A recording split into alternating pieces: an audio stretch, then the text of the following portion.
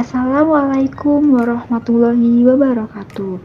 Pada video kali ini, kami dari kelompok 1 akan membahas mengenai konsep dasar penilaian. Sebelumnya, penilaian merupakan hal yang tidak dapat terpisahkan dari kurikulum dan pembelajaran. Nah, ketiga komponen tersebut saling berkaitan. Mungkin teman-teman semua pernah membaca tentang buku evaluasi pembelajaran yang di dalamnya menjelaskan arti dari evaluasi, penilaian, pengukuran, dan tes yang istilahnya hampir terlihat sama, namun kenyataannya berbeda. Atau mungkin teman-teman semua masih kebingungan, apakah perbedaan antara evaluasi dengan penilaian? Apakah pengukuran dan tes itu sama? Langsung saja, mari kita simak video penjelasannya. 1. Tes. Tes merupakan suatu alat penilaian dalam bentuk tulisan untuk mencatat atau mengamati prestasi siswa yang sejalan dengan target penilaian. Tes juga merupakan salah satu upaya pengukuran terencana yang digunakan oleh guru untuk mencoba menciptakan kesempatan bagi siswa dalam memperlihatkan prestasi mereka yang berkaitan dengan tujuan yang telah ditentukan. Tes juga merupakan sejumlah pertanyaan yang membutuhkan jawaban atau sejumlah pertanyaan yang harus diberikan tanggapan dengan tujuan mengukur tingkat kemampuan seseorang. Secara singkat, tes diartikan sebagai serangkaian pertanyaan yang harus dijawab dengan tujuan untuk mengungkap kemampuan peserta didik.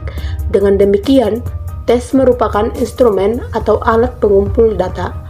Berdasarkan bentuknya, tes terdiri dari tes subjektif atau esai dan tes objektif seperti pilihan ganda, benar salah, menjodohkan atau isian singkat. 2. Pengukuran. Pengukuran merupakan kegiatan pemberian angka kepada suatu atribut atau karakteristik tertentu yang melekat pada objek atas dasar ketentuan yang berlaku. Dalam pembelajaran, pengukuran merupakan kegiatan pemberian angka terhadap hasil tes yang telah dikerjakan siswa atas dasar ketentuan tertentu. Pengukuran bersifat kuantitatif, sehingga dinyatakan dalam numerik. Menurut Kangelosi pada tahun 1995, yang dimaksud dengan pengukuran adalah suatu proses pengumpulan data melalui pengamatan empiris untuk mengumpulkan informasi yang relevan dengan tujuan yang telah ditentukan. Dalam hal ini, guru menaksir prestasi siswa dengan membaca atau mengamati apa saja yang dilakukan siswa, mengamati kinerja mereka, mendengar apa yang mereka katakan, dan menggunakan indera mereka seperti melihat, mendengar, menyentuh, mencium, dan merasakan. Dengan demikian, pengukuran dalam bidang pendidikan berarti mengukur atribut atau karakteristik peserta didik tertentu. Dalam hal ini, yang diukur bukan peserta didik tersebut, akan tetapi karakteristik atau atributnya. 3. Penilaian. Penilaian adalah kegiatan penafsiran terhadap hasil pengukuran yang telah dilakukan. Penilaian dinyatakan dalam bentuk deskripsi kalimat, maka penilaian bersifat kualitatif. The Task Group on Assessment and Testing mendeskripsikan penilaian sebagai semua cara yang digunakan untuk menilai unjuk kerja individu atau kelompok. Resnick pada 1985 menyatakan bahwa pada hakikatnya penilaian menitik beratkan penilaian pada proses belajar siswa. Berkaitan dengan hal tersebut, Marzano et al.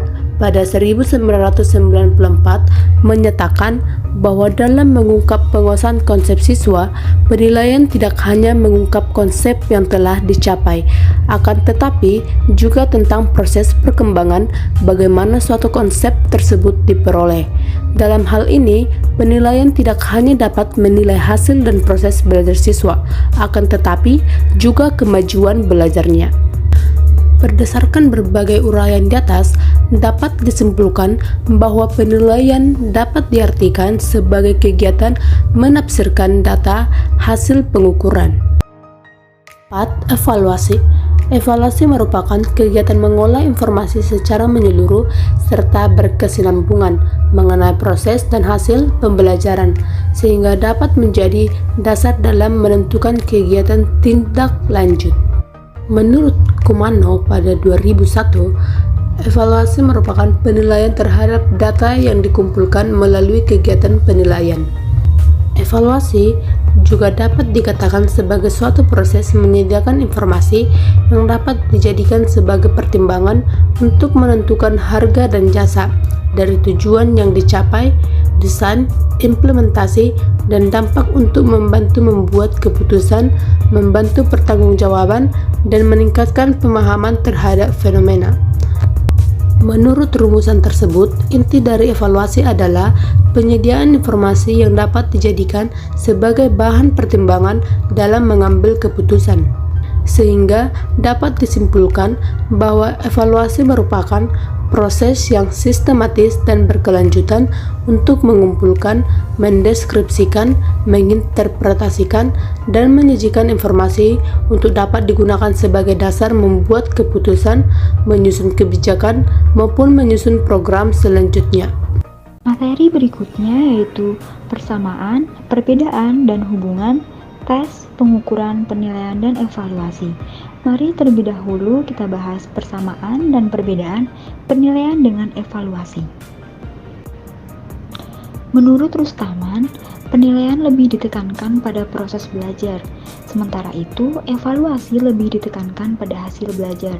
Namun, menurut Stiggins, penilaian lebih kepada kepentingan siswa untuk penguatan maupun perbaikan belajar, sedangkan evaluasi menurut Rustaman lebih berpihak pada kepentingan evaluator. Kemudian, menurut Yulailawati mengungkapkan bahwa ada perbedaan antara evaluasi dengan penilaian. Evaluasi dianggap penilaian program pendidikan secara menyeluruh. Nah, sifatnya makro, meluas, dan menyeluruh. Kemudian evaluasi menyangkut tentang perencanaan, pelaksanaan, dan pemantauan. Sedangkan penilaian bersifat lebih mikro jika dibandingkan dengan evaluasi. Seperti yang telah dikemukakan oleh Kumano, penilaian hanya sebatas kompetensi siswa dan perbaikan proses pembelajaran. Lalu menurut Harlan, perbedaan antara penilaian dan evaluasi terkait dengan metode mengajar. Evaluasi menggunakan metode yang bervariasi, penilaian hanya salah satu dari metode yang dipilih untuk evaluasi tersebut. Selain itu, subjek untuk penilaian hanya siswa, sementara subjek evaluasi lebih luas, misalnya siswa, guru, materi, dan yang lainnya. Berikutnya, kita akan bahas mengenai perbedaan tes, pengukuran, dan evaluasi. Telah disampaikan oleh Ari Kunto, Zainul, dan Nasution, pengukuran, tes, dan evaluasi dalam pembelajaran berada dalam seleksi, penempatan, diagnosa, remedial, umpan balik, memotivasi, dan membimbing. Baik tes ataupun pengukuran, keduanya saling terkait menjadi bagian evaluasi. Walaupun terdapat perbedaan antara mengukur dan mengevaluasi. Mengukur adalah membandingkan sesuatu dengan ukuran tertentu, sehingga pengukuran bersifat kuantitatif, sedangkan evaluasi adalah pengambilan suatu keputusan terhadap sesuatu dengan ukuran baik buruk. Dengan demikian, pengambilan keputusan tersebut lebih bersifat kualitatif. Yang selanjutnya yaitu adalah hubungan antara penilaian, evaluasi, pengukuran, dan tes. Menurut Zainul dan Nasution, hubungan antara tes, pengukuran, dan evaluasi adalah evaluasi dapat dilakukan menggunakan informasi yang diperoleh melalui pengukuran, menggunakan tes sebagai alat ukurnya. Namun, tes hanya merupakan salah satu alat ukur yang dapat digunakan karena dapat diperoleh tidak melalui tes. Misalnya, menggunakan alat ukur non-tes seperti observasi, skala rating, dan yang lainnya. Materi yang berikutnya yaitu tujuan penilaian. Merujuk pada Permendikbud nomor 23 tahun 2016 tentang standar penilaian pendidikan bahwa penilaian hasil belajar oleh pendidik bertujuan untuk memantau dan mengevaluasi proses kemajuan belajar dan perbaikan hasil belajar peserta didik secara berkesinambungan. Lalu menurut Griffin, bahwa penilaian ini memiliki tujuan membantu siswa agar lebih termotivasi untuk belajar, membantu guru untuk memperbaiki dan mengembangkan kemampuan dan keterampilan praktis dalam mengajar, dan meningkatkan kualitas sistem pendidikan secara menyeluruh. Kemudian menurut Destiana dengan judul penelitian pengembangan instrumen penilaian untuk meningkatkan kualitas pembelajaran produktif di sekolah dasar, dalam penelitiannya tertera bahwa menurut Purwanti, tujuan penilaian untuk mengetahui tingkat keberhasilan guru dalam melaksanakan proses pembelajaran, yang mana hasil penilaian tersebut digunakan oleh guru sebagai umpan balik dalam merencanakan proses pembelajaran yang selanjutnya. Lalu menurut Nuriyah dengan judul penelitian evaluasi pembelajaran sebuah kajian teori. Nah, dalam penelitiannya menyatakan bahwa dengan menggunakan penilaian, guru dapat mengetahui keberhasilan dalam mencapai tujuan, penguasaan siswa pada mata pelajaran, serta ketepatan atau keefektifan menggunakan metode mengajar. Tujuan lainnya adalah untuk mengetahui kedudukan siswa di dalam kelas atau kelompoknya. Dengan penilaian, guru dapat mengelompokkan siswa termasuk ke kelompok siswa yang pandai, sedang, kurang, atau cukup baik di dalam kelasnya jika dibandingkan dengan teman-temannya. Kemudian bisa dilihat dari penilaian apakah proses pembelajaran yang dilaksanakan cukup efektif memberi hasil yang memuaskan atau malah sebaliknya. Jadi jelas bahwa guru harus mampu dan terampil dalam melaksanakan penilaian. Lalu ada menurut Yanti dengan judul penelitian berbagai alat penilaian dalam pelajaran pendidikan kewarganegaraan di SD.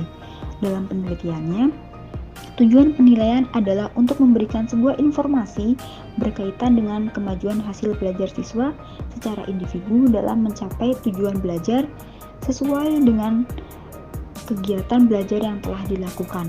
Dapat digunakan untuk perencanaan kegiatan belajar selanjutnya, baik pada masing-masing siswa maupun jumlah siswa di kelas.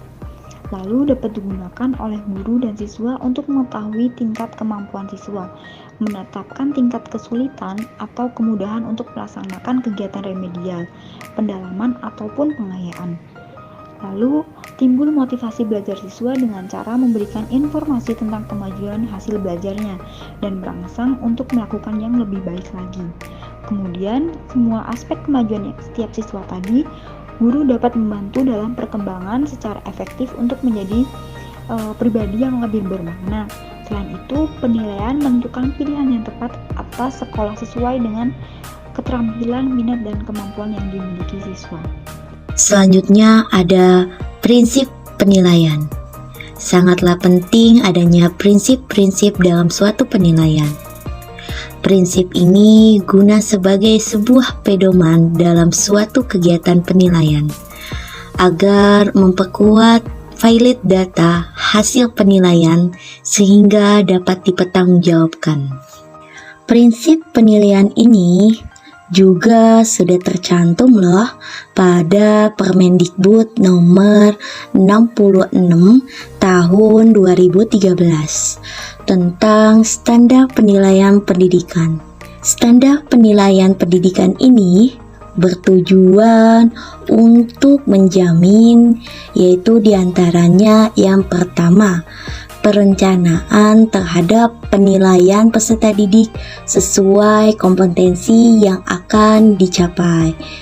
Kedua, pelaksanaan terhadap penilaian peserta didik secara efisien, efektif, profesional, terbuka, dan sesuai dengan konteks sosial budaya. Selanjutnya yang ketiga, pelaporan hasil penilaian peserta didik secara objektif, akuntabel, dan informatif. Selanjutnya ada pernyataan dari M. Galim tahun 2004. Ia menyatakan bahwa ada 6 macam prinsip yang terdapat pada suatu penilaian, yaitu yang pertama, penilaian diukur dari hasil yang menyeluruh atau hasil dari keseluruhan. Yang kedua, perbedaan antara skor dan nilai harus dijelaskan secara rinci. Yang ketiga, pemberian nilai harus mencakupi kedua orientasi, yaitu penilaian berdasarkan norms experience dan Catron experience. Artinya, penilaian ini dihasilkan dari kerja kelompok yang menjadi acuan dalam menentukan seberapa aktif dan nilai yang diperoleh individu dari kelompok tersebut. Yang keempat, proses dari pembelajaran memberi nilai perolehan siswa. Makna dari proses berlangsungnya pembelajaran ini untuk mengetahui titik lemah siswa dan kelebihan siswa dalam suatu pembelajaran. Yang kelima, bersifat comparable dalam penilaian. Artinya harus adil dalam memberikan penilaian terhadap siswa. Yang keenam, penilaian harus bersifat transparan dan jelas dari mana nilai tersebut diperoleh agar siswa dan guru dapat dimanfaatkan untuk perbaikan ke depannya. Materi berikutnya yaitu mekanisme penilaian hasil belajar peserta didik oleh pendidik.